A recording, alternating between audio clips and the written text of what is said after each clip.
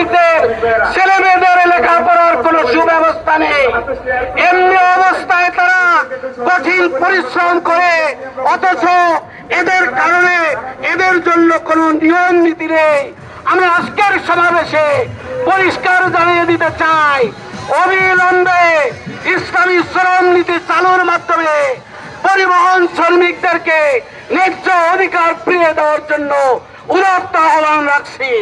পাশাপাশি আমি এই সরকারকে পরিষ্কার বলে দিতে চাই, কোন তাল বাহানা না করে গণভোটের রায়কে কার্যকরী করার মধ্যে দিয়ে